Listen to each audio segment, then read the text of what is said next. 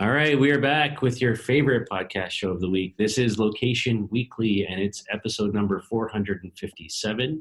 Hope everybody is self-isolating, quarantining, whatever you're doing, and doing it well, following the rules of your local governments. Yeah, we just hope everybody's keeping safe and healthy and happy. Brianna, how are you this week?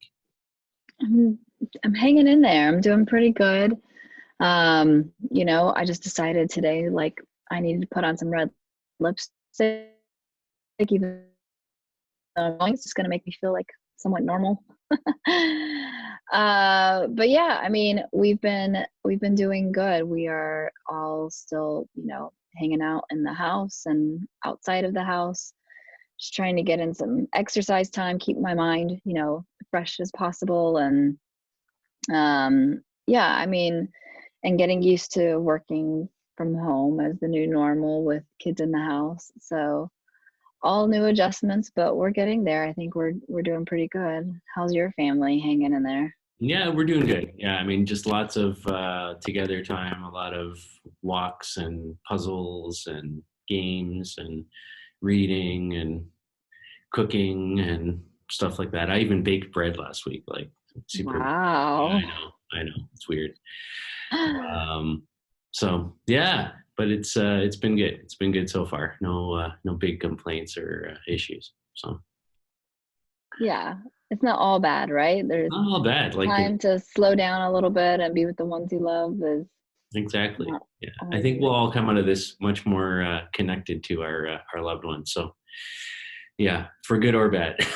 We'll see how that goes. Yeah. Yeah, so we've got a good show for you this week, a little bit different. We've got four industry news stories just to kind of keep up on some of the things that are going on in the world. And then we're going to have a bit of a discussion about location data and government use cases of that data around this crisis that we're dealing with right now, and whether that's a good thing or not. So yeah, so I'll let Aubriana kick it off as normal. All right. Well, this story comes from Amsterdam, and this is more of a fundraiser type of an announcement. But there's a company out of Amsterdam called UNL, and they tout themselves as a smart addressing platform for navigation and location-based services. And they've raised 2 million in seed funding. Now, what's kind of interesting about this, though, is that they are trying to build what they are calling the Internet of Places and bring, the rest of the world's population into this digital economy. So they say that there's like a large percentage of people who don't necessarily have, I guess that digital connectivity. And so they're providing anyone with a unique address or making any physical spot a point of sale, delivery, and payment. So they're adding this what they're calling it, like a programmable layer to real life locations. So that's their definition of the Internet of Places. But what's interesting about this fundraising is that it was led by Here Technologies, and we know Here, they've been in the space for a long time. And then another VC out of Singapore called Elevate. And there were some other investors as well that were involved. But they just came out of the Mobile Accelerator Program, SOSV, about a year ago. So they're obviously like doing well and growing. The company is planning on using this funding to develop technology infrastructure and expand operations in global markets, starting with Asia. My first thought when I read about this company a little bit was what three words, of course. Mhm. It sounded very similar to me in terms of what they're trying to do. And maybe I'm just not understanding it fully in terms of what exactly they're trying to do. But to me, this sounds like this is sort of like what three words is doing, except maybe what three words is taking those places that do not always have a unique location or a unique address, and they're giving that a three words, whereas this sounds like they are only working with the ones that have a unique address. I'm not really sure, but I'd love to understand a little bit more. But I think this is definitely one that we should keep an eye on. UNL from Amsterdam. Yeah, that was my first thought too. Was what, 3 words, and obviously, those guys have been growing by leaps and bounds. I can remember the days when they were just starting out. I was on the initial advisory board of that company back when they started in the UK, and have grown really, really quickly, especially in partnerships with the car companies. But yeah, I mean, I think just kind of reading from the story here, I would say, where what 3 words, as you said, is really about giving any place an address point. Even places that don't have actual addresses to it, like a spot in the middle of the jungle, or a lot of the initial use cases of what 3 words were, sort of UN, UNESCO, type of sort of bringing goods into places that were difficult to get goods into because there was no address for FedEx to deliver to, or those types of things. And so, I see this quite similar as you indicated. But for me, if I'm reading it correctly, I think this programmable layer of sort of focusing on having these addresses be places that you can look at as point of sale and payment platforms as well. So like basically it's an address, but it's also a transaction point. I think that there may be some sort of distinction there. Again, I need to dig into this a lot more as well. But I mean, coming at a year out of the innovation accelerator program, there, $2 million, pushing into Asia. Sounds super interesting. Like, I'll have to get our Amsterdam chapter plugged into these guys and see what more we can learn about them. So, congrats to URL. So there you go. All right, second story. Moving over to Turkey now. So kind of in line of what's going on with the COVID-19 virus, and it being a global thing and not just focused on one market. A Turkish company called Elektral, it's spelled Elektral, has developed and is releasing vending machines that carry masks and disinfectant wipes and those types of things that obviously people need at this time. And they're deploying these vending machines into airports and subway stations in Istanbul. Obviously, Istanbul is a very heavily populated city in the world. So, when you have that type of population, you need to get these things out to people. And I think vending machines are an interesting one. I guess my first thought was, what about the cleanliness of the machine itself in terms of touching that and, cash? I understand they take cash or bank cards in there, but there's still that element of it to me, at first glance. But, certainly distribution of these materials and these items is incredibly important. I know many, many countries are struggling to even just have masks and wipes and different kinds of things. So, restocking this thing, how frequently is that done? Where are they getting the supply from? There's lots of questions I have, but the notion of certainly having this out there, and available to people, if stores are closed and things like that, I think there's nothing bad about it. It's certainly a good thing. And yeah, check it out. I guess if you're in Turkey, if you're in Istanbul, you're listening, watching, you've seen one of these things, let us know what the experience has been like, if you have any concerns about it or not. Yeah, I think the vending machine, in terms of having access to it, is interesting. Like you said, obviously the cleanliness of the machine itself comes to mind. But more important for me was, well, great that there's a vending machine, but how do you ensure that there's actually items available to go inside of the vending machine? Yeah. Seems to be the bigger problem. Not necessarily the distribution is not the challenge, it seems, but it's more of the access to the actual goods themselves. I've seen a lot of stories just in the past week or so of, a lot of people kind of raising their hands and saying that, like, we can help with this. So we saw fashion designer Christian Siriano, who I actually got to meet in person one time, which was really cool. I tried not to be like fangirl, but he volunteered and said, like, hey, I have the staff set up to work from home already. So I can help you, like, making these masks. So he's been, I think like, I don't know how many masks he was making. It was like 1 million or something crazy, but he has volunteered to make all of these medical grade masks. And even some of like the little boutique stores that I follow on Instagram and Etsy, like they've been volunteering making masks as well. So it seems like a lot of people are trying to kind of jump in there. But I think that it's great that everybody's trying to figure out, like, how can we use our expertise to help with what's going on here. And so I think that it's great that they're at least trying to think along those lines. So we can't knock them for that. There you go. All right. Okay.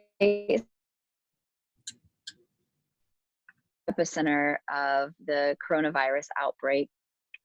And I think that that's kind of given that area a very bad vibe, but there's a lot of positive things that it's known for as well. Specifically, this type of year in springtime usually marks a big influx in their travel, and thousands of tourists will be traveling typically to Wuhan University to celebrate their cherry blossoms. So they are very well known for the cherry blossoms in springtime. And they're these like pink, beautiful rivers of trees that are just beautiful. And obviously this year, the tourism and the ability to get to see them has really suffered. So Wuhan University is doing a live broadcast on Taobao, and that's in partnership with Fliggy, which is Alibaba's online travel partner, our travel platform. And so if you want to check it out, there's still a few days left. On Monday, they went live, and you can just go to Taobao and on their search bar on their main page, put Wuhan University Cherry Blossoms. And so the live stream is running every day from 10 a.m. to 4 p.m. and it's going through March 26th. So you may be able to still check that out. But, just the first day that they went live, they had like 300,000 viewers join, which is amazing. So I love that they're taking, a place that's kind of just been wrenched with heartbreak and, disease lately, and just showing something beautiful that's blooming there. And that, and it's also just such like a wonderful picture and story of hopefully what's going to be happening, across the world soon as this virus dies out and everybody does their part with social distancing and doing the right things. And, we're going to see new life bloom very soon. So I think this is a great story. And if you have a chance, definitely head over to Taobao and check out Wuhan University's cherry blossoms. Yeah,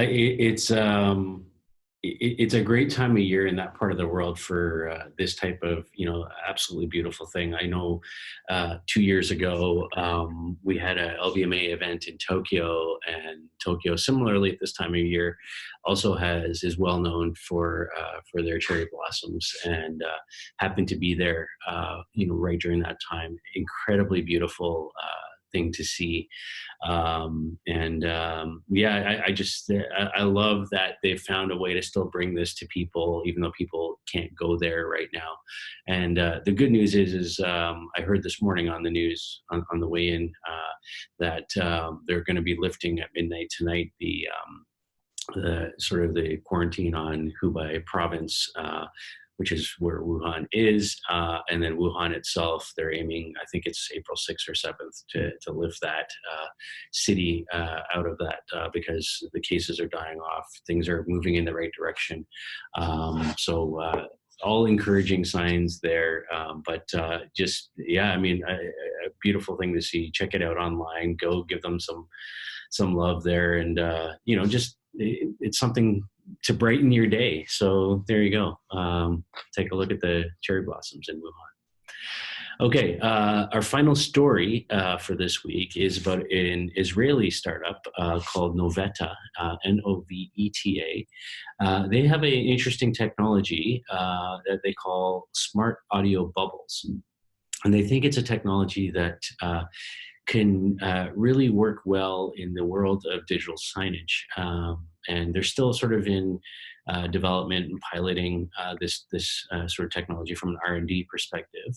But they have an agreement with Chinese manufacturing giant Foxconn to make these devices that look kind of like TV sound bars. And so these guys have been in this sort of audio sound space for a while. They're kind of more traditionally focused on sort of the home audio gaming type of environment, but they really see an interesting way to use their technology for digital signage. And so the way it works is that using a combination of sensors, face detection through computer vision and things like that, they're able to, as somebody standing in front of a digital screen, essentially, so picture you're kind of looking at a digital signage display, and you're standing nearby it, and using computer vision and facial detection, they're able to kind of see where your ears are. And then they can actually deliver the sound, the audio bubbles, basically, delivering the actual sound coming off of that, whatever it is that you're looking at, directly to a position just beside your ear. So instead of it just being sound broadcast, kind of broadly and losing its, sort of the waves kind of just widely dispersing, it's a focused way to deliver sound directly to, where they see that your ears are, essentially through the combination of sensors. So it positions these little audio bubbles, essentially, with the intended sound that's coming from the screen right there beside your ears. So instead of everybody hearing it, it's really, coming just to you in a directional sound type of framework. So really, really cool, fascinating technology. And if you move, it moves with you, essentially, because it's following where your ears are. So I think that's incredibly fascinating technology. Would love to learn more about it, and definitely can see the applications for digital signage. What are your thoughts? Yeah, I found this interesting. I mean, I'm not sure what all the implications are with this technology yet. Like, what else could they do with it? I feel like it's very, early on, something like this coming out. I would assume there's tons of, ways that it could be leveraged, similar to like when AR first came out, it was like, oh, I could bring a soda can to life. And now we're talking about all of these different use cases for it. From an advertising perspective, it's almost like a little bit creepy to think about something just being there right by my ear. But it's also very interesting, and it feels personal, right? So like somebody just talking to you versus talking to everybody. So I think there might be something there with this type of technology, but I don't know, TBD. Yeah, I'm really excited about it. I think there's huge potential for all sorts of Yeah. focused audio alerts and messages and prompts and all kinds of things. It fits really, well into our world of kind of location-based marketing and engagement, and very hyper-local, personalized type of content. So, super excited about the potential for that. We'll have to kind of see if we end up pulling off our conference in June, which is still planned right now in Tel Aviv. Maybe we can get these guys out to participate. But anyhow, we'll see if that happens. All right, that's our 4 stories for this week. As I said, we're going to shift over now and have a bit of just a open discussion about location data and the implications and potential use of that around helping this situation that we're all dealing with right now in the COVID-19 virus. I wrote an article at the beginning of last week, just simply called COVID-19, allaying privacy in favor of protection, leveraging location data to slow the spread. And I put that up on my LinkedIn profile.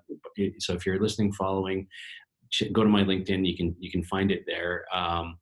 And really, I was just trying to kind of stir the discussion a little bit about, with all that you and I, Brianna, have been talking about on this show over the last year or more about, more and more privacy regulation, from GDPR to the California Privacy Act to other legislation coming down the pipeline to other jurisdictions, just getting stricter and stricter around the use of location data, the collection of location data.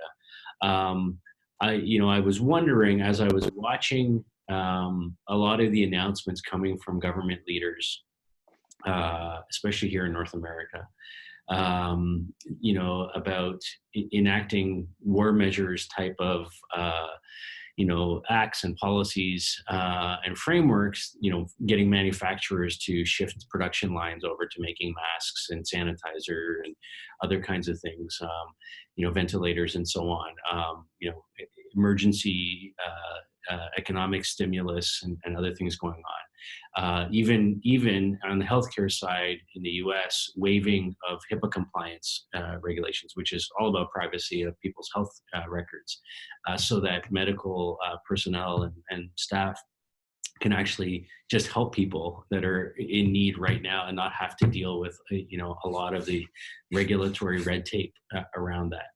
And so what I was sort of just posing a question around is in these types of scenarios, in these types of really global pandemic emergency measures type of scenarios, does it make sense to allay our privacy on a temporary basis around location data and use that data to actually track the spread of the virus, potentially slow the spread of the virus by understanding, who's currently been tested positive, who they might be coming in contact with, so that those people can get notified, and so on and so forth. So I'll just kind of start with that, kind of get your thoughts on it, and then I'll come back and provide some other insight.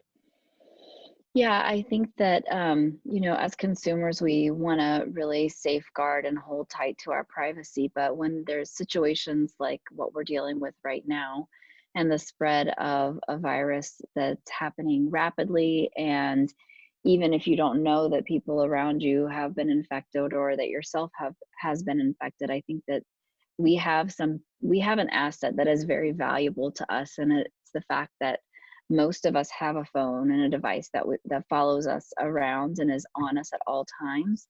Um, and obviously, for the past probably almost 2 weeks, we've been more, staying in, and it would be very easy for me to track exactly where I've been because it hasn't been very many places. But prior to that, and prior to these social distancing, kind of like laws that we've put in place for ourselves and certain cities have put in place for us here in the States, we've been, we were moving around, and if you didn't know those, you think of it on one side like, well, what if it was, me that was getting sick, or I had the ability to know who else I have gotten sick, or where did I get sick from, or where did I spread that?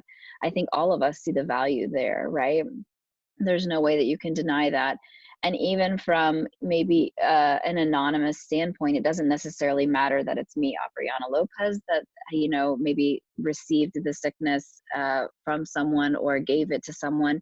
What matters is that where it was transmitted and who all it was transmitted to, and being able to communicate that with people, to let them know that maybe they have been compromised, and what they can do about that at that point in time. I think that it would help us immensely, in terms of help. There's some of us who probably feel this, panic, and every tickle in our throat, we're like, is Yeah. that what is happening? But having that sort of surety in terms of knowing and seeing the movement and the pattern and data, I think is an amazing thing that we have. I mean, you think back, like, many years ago, to some of the plagues and things that happened in history, and that's something that they did not have, right? They were likely moving around a lot less just because there was less to move around and do, and public transportation and transportation wasn't as common. But you look at things that spread and wiped out so many people, they didn't have data that they could see, and now we have this wonderful asset that we can leverage. And so I do think that depending on who is analyzing that data and taking a look at it, that it makes sense for, a third party maybe that consumers and government can both trust to analyze that and leverage that right now. I wish that this conversation would have happened, at the very beginning, that, whenever these types of things happen, this is what we can do. But I think there needs to be a plan in place for times like this to say, like, for the safety of humankind, this is how we can use your data. One, to get in contact with you to know that you've been compromised, or that maybe you were exposed to a virus, and two, to help others who maybe have been in contact with you or someone else as well. So I think that it's a smart thing to have in place. And I think there's ways that we can make everybody feel safe and still respected in terms of privacy, but still allow, from a public health perspective, the value that we can provide from this type of data. Yeah, I'm completely, in alignment with you on that. I think there is a time and place for this, which is what I was basically saying in this article, and I think, one of my fears is that, is that, from a political perspective, we don't give enough value to this in this time. We're not thinking about it in the context of saving lives. We're more concerned about, what the political implications are for making these types of decisions. And at this point in time, it can't be about politics. It has to be about saving lives. And I think, like it or not, many other countries have already, taken this step to help, fight the battle. And China obviously, is one of those. Now, we've talked about them many times, about their privacy rules are much, more lax, on a general basis. Facial recognition is the norm there, and so on. But, they've been working with Alipay and WeChat and others, and using data to help people know that they might have been exposed, and things like that. So it's certainly something that, has been part of what they've been doing. In the case of WeChat and Alipay, what they've been doing is they've been basically, through the app, broadcasting color codes. So to your point, it's not specific to the individual, but they broadcast color codes. Basically, if you get a red, it means, hey, there's a good chance you've been infected. You might want to go test it. If you get a yellow, like all those kinds of things. So they're using color codes to kind of give people indications based on kind of their movements. South Korea has been all over this as well. SK Telecom is actively working with the government, and the police, to try and contain the spread around this.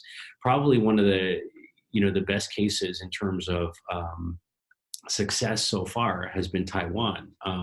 So here's a country right beside China, millions and millions of people from a population perspective. And as of, I think, this week, there's only 2 people have died there, in that country. And from day one, they've been using the mobile location data to kind of track and warn people, and push messages to them, and so on.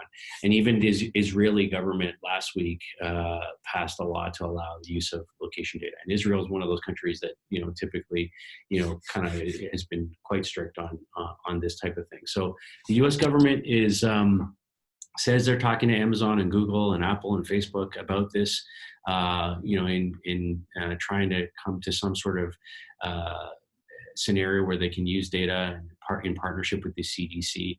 Personally, I think there needs to be more of this. We need to be moving faster on this.